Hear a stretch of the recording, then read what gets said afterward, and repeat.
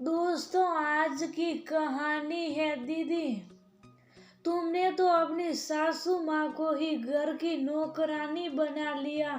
दोस्तों, कहानी शुरू करने से पहले अगर आपने हमारे चैनल को अभी तक सब्सक्राइब नहीं किया हो तो कर लीजिए ताकि आपके पास पहुंच सके हर नया वीडियो। सानिया ने जब से सुना है कि उसकी बचपन की सहेली सुमन उसके ही शहर में शिफ्ट हो गई, तब से सानिया बहुत बेचैन थी सहेली को मिलने से, लेकिन समय नहीं मिलता था। सास बिस्तर पर थी, घर को कोई देखने वाला था नहीं। लेकिन आज सानिया ने समय निकाला अपनी दोस्त से मिलने के लिए और उसके घर आ गया। सुमन, आज बड़े दिनों बाद मैंने सास से खाना खाया है। सस माँ की याद आ गई। वाह, तब तो तू हर रविवार मेरे घर आ जाया कर। मेरे पति से महीने के लिए कंपनी के काम से विदेश गए, हम दोनों मिलकर गप्पे लड़ाएंगे। मैं घर में बोर हो जाती हूँ। सुमन ने घर आई सहेली सानिया से हंसकर कहा, प्रत्येक रविवार को यहाँ आना नामुमकिन है। खैर, पहले एक बात बता, ये बूढ़ी मेड जो तेरे घर में खाना बनाती है महीने का कितना लेती है? बहुत टेस्टी खाना बनाती है। मैं हाथ सारते रह गई। उसको मेरे घर भी भेज देना, जो पैसे मांगेगी मैं दूंगी। मेरी सास पैरालाइज्ड है, बेचारी बिसावन से उठ नहीं पाती है।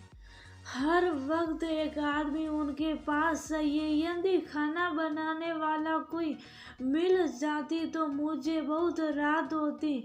सानिया ने मन की बात सहेली को सुनाई। दोनों की बातें सुनकर बूढ़ी ने शक पकाते हुए सानिया के समीप आकर कहा, बेटी मुझसे अधिक काम नहीं होता, इतना कर लेती हूँ वही काफी है। एक बूढ़ी विधवा को जीने के लिए पेट भरने से अधिक और क्या चाहिए? कोई बात नहीं अम्मा, आप मेरी सहेली के घर को बढ़िया से संभालते रहिए, मैं किसी को ढूंढ लूंगी। सानिया ने सुमन से कहा, अब मुझे जाने दे, शाम होने वाली है। घर जाने के लिए सानिया उतावली हो गई। अरे आज तो रुक जा, मेरा मन नहीं भरा। नहीं, सास मेरा इंतजार कर रही होगी, वह सिर्फ मेरे हाथ से दवा खाना पसंद करती है। अपने बेटे से कहती है, तू बहुत हड़बड़ा कर दवा खिलाता है। बहू को देख कितना बढ़िया बच्चों की तरफ फुसलाकर मुझे दवा खिलाती है।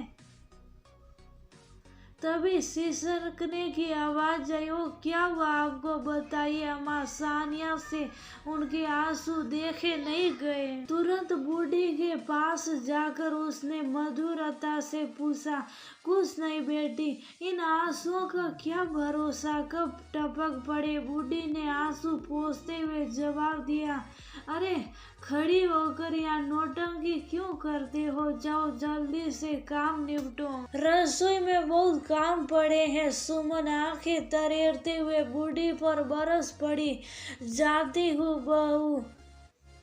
बूढ़ी के मुंह से निकले अधूरे शब्द कान में पड़ते ही सानिया की आंखें फटी की फटी रह गई। प्रश्नवाचक दृष्टि दिए उसने सुमन को घूरते हुए पूछा, तुम्हारी सास है, परंतु तुमने तो कहा था। हे भगवान, सानिया के अप्रत्याशित सवाल ने से सुमन का सिर लाज के मारे लटक गया। वह भूत बन खड़ी रही। पति की माँ को तुमने नौकरानी बना डाला। मुझे तुझे अपनी सहेली कहने में शर्म आ रही है। मैं यहाँ अब एक मिनट नहीं रुक सकती। पता चला कि तुम इसी शहर में आई हो, सो बचपन की प्यारी सहेली से मिलने आ गई सी। पति की अंकुर दौलत ने तुम्हारे माँ बाप के लिए संस्कार को धो पोष डाला। तूने घर की बुजुर्ग को नौकर बना दिया। ये समय उनका काम करने का नहीं, आराम करने का है। काश सुमन, मैंने ये तेरा चेहरा देखा नहीं होता। अम्मा, आप मेरे साथ चलिए, वहाँ बेटी के अलावा आपको एक बहन भी बात करने के लिए मिल जाएगी। कहते हुए सानिया ने बुढ़ी की कलाई पकड़ते हुए सीधे बाहर दरवाजे की तरफ चल पड़ी।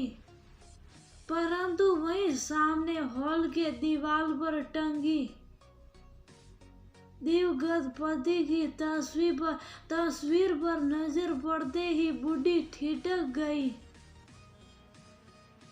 बाहर से आ रहे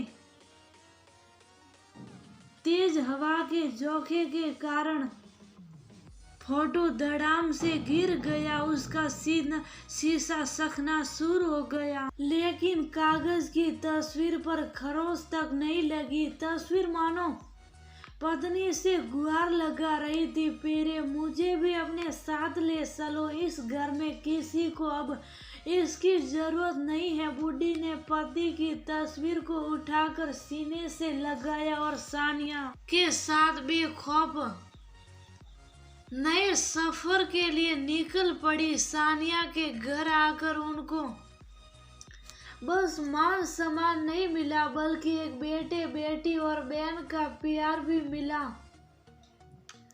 सानिया और उसके पति की मासी बन गई। अब वह बहुत खुश रहती। कभी कभी सानिया की रसोई में मदद भी कर देती, लेकिन सानिया ने उनको सख्ती से मना कर रखा था। कुछ भी करने से ऐसे रिश्ते पाकर तो अम्मा धन्य हो गई।